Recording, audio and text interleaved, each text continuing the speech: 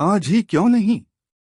एक बार की बात है कि एक शिष्य अपने गुरु का बहुत आदर सम्मान किया करता था। गुरु भी अपने इस शिष्य से बहुत स्नेह करते थे, लेकिन वह शिष्य अपने अध्ययन के प्रति आलसी और स्वभाव से दीर्घसूत्री था। सदा स्वाध्याय से दूर भागने की कोशिश करता तथा आज के काम को कल के लिए छोड़ दिया करता था। अब गुरुजी कुछ चिंतित रहने लगे कि कहीं उनका यह शिष्य जीवन संग्राम में पराजित न हो जाए। आलस्य में व्यक्ति को अकर्मण्य बनाने की पूरी सामर्थ्य होती है। ऐसा व्यक्ति बिना परिश्रम के ही फलोपभोग की कामना करता है। वह शीघ्र निर्णय नहीं ले सकता और यदि ले भी लेता है तो उसे कार्यान्वित नहीं कर पाता। यहाँ तक कि अपने पर्यावरण के प्रति भी सजग नहीं रहता है और न भाग्य द्वारा प्रदत्त सुअवसरों का लाभ उठाने की कला में ही प्रवीण हो पाता है। उन्होंने मन ही मन अपने शिष्य के कल्याण के लिए एक योजना बना ली। एक दिन एक काले पत्थर का एक टुकड़ा उसके हाथ में देते हुए गुरु जी ने कहा, मैं तुम्हें यह जादुई पत्थर का टुकड़ा 2 दिन के लिए देकर कहीं दूसरे गांव जा रहा हूँ। जिस भी लोहे की वस्तु को तुम इससे स्पर्श करोगे वह स्वर्ण में परिवर्तित हो जाएगी, पर याद रहे कि दूसरे दिन सूर्यास्त के पश्चात मैं इसे तुमसे वापस ले लूंगा।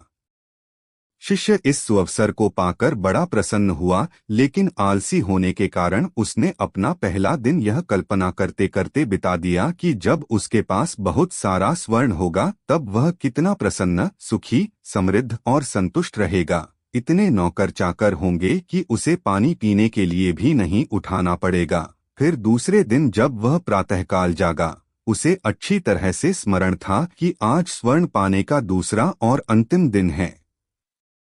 उसने मन में पक्का विचार किया कि आज वह गुरुजी द्वारा दिए गए काले पत्थर का लाभ जरूर उठाएगा। उसने निश्चय किया कि वो बाजार से लोहे के बड़े बड़े सामान खरीद कर लाएगा और उन्हें स्वर्ण में परिवर्तित कर देगा।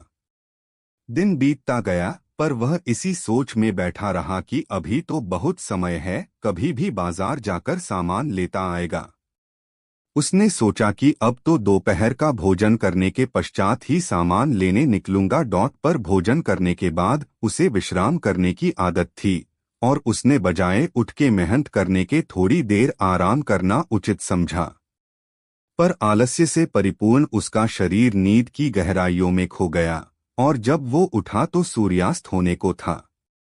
अब वह जल्दी जल्दी बाजार की तरफ भागने लगा, पर रास्ते में ही उसे गुरुजी मिल गए। उनको देखते ही वह उनके चरणों पर गिरकर उस जादुई पत्थर को एक दिन और अपने पास रखने के लिए याचना करने लगा, लेकिन गुरुजी नहीं माने और उस शिष्य का धनी होने का सपना चूर चूर हो गया। पर इस घटना की वजह से शिष्य को एक बहुत बड़ी सीख मिल गई। उसे अपने आलस्य पर पछतावा होने लगा।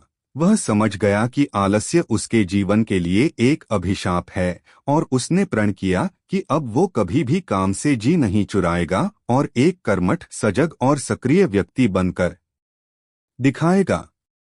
मित्रों, जीवन में हर किसी को एक से बढ़कर एक अवसर मिलते हैं, पर कई लोग इन्हें बस अपने आलस्य के कारण गंवा देते हैं।